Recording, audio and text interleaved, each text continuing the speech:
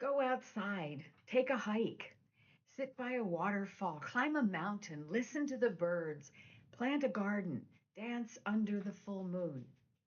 All decent ideas of how to enjoy the natural world. But some of them just aren't practical for some of my friends.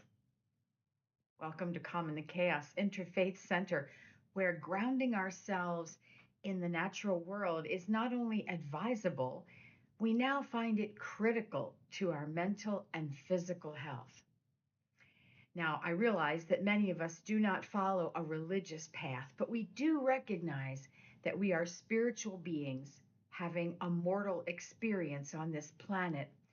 And I hope that you will stay with me to delve into some of the ways that we humans have crafted our religions with great significance placed on the natural world.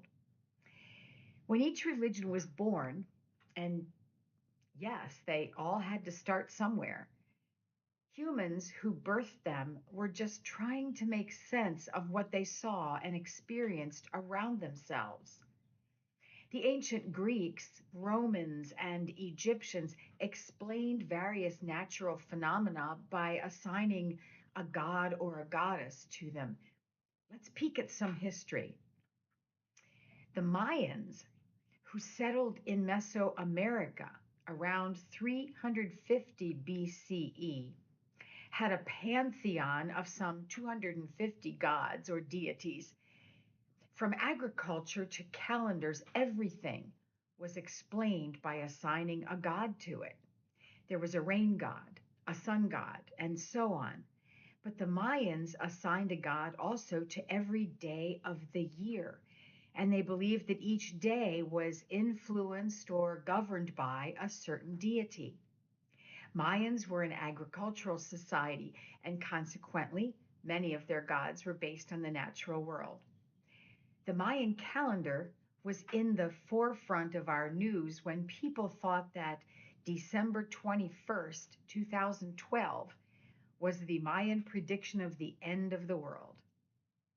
It was misinterpreted because it actually signified the ending of the five great cycles of the Mayan calendar, not the destruction of the planet.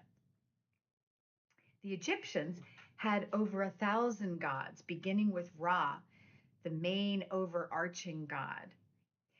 Egyptians believed greatly in the afterlife, putting a lot of value on how one lived life on earth, influencing one's afterlife chances of being at peace. We can see similarities in modern day religions. The Shinto religion of Japan includes over 1,000 goddesses and gods as well. With this, many deities, there is one assigned to just about every life quality, natural phenomenon, and animal known to us.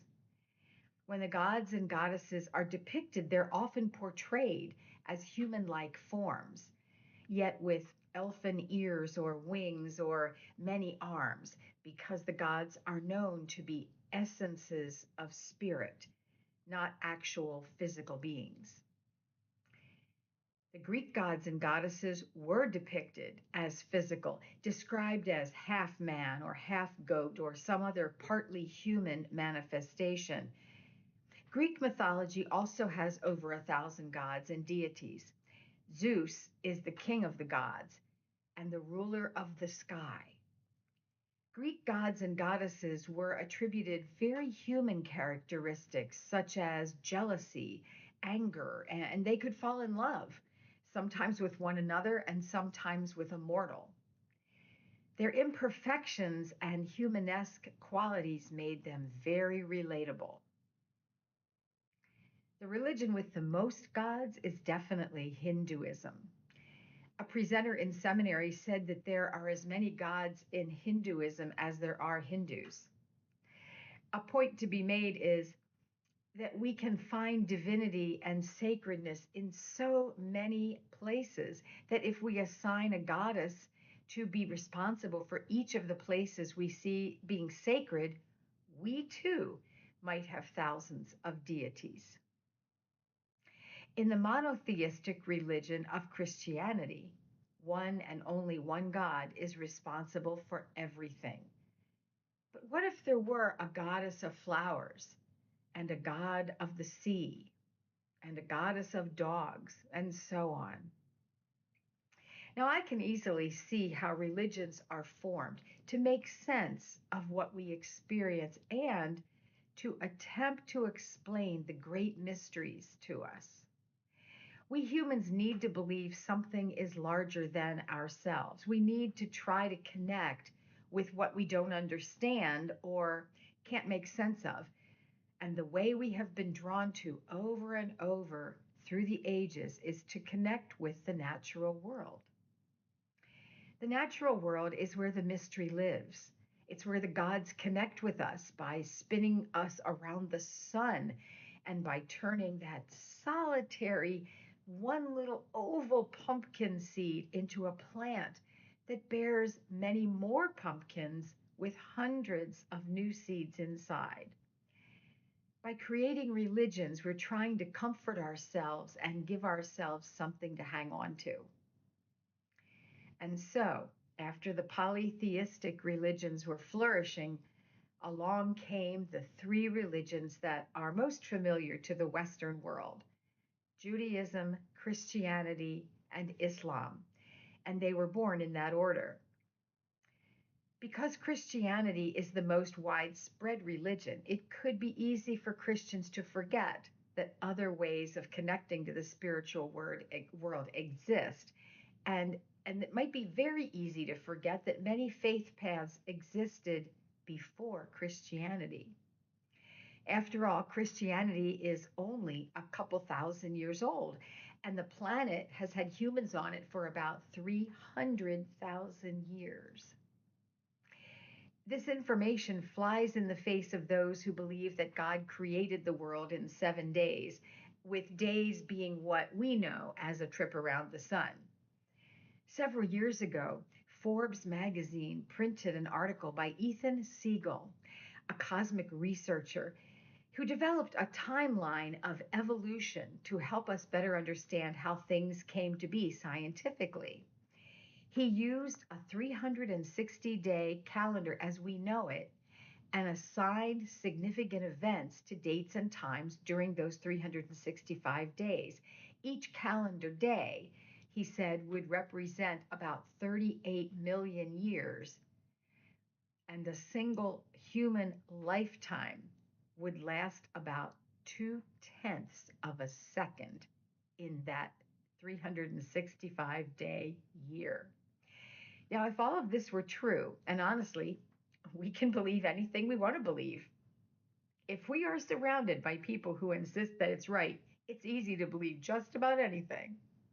If it is true, then it's not until approximately 11:48 p.m.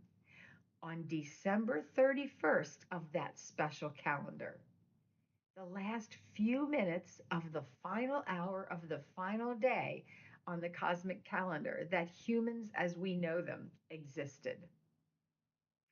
And then there's the teeny, teeny, tiny bit of that 300,000 years where Christianity existed.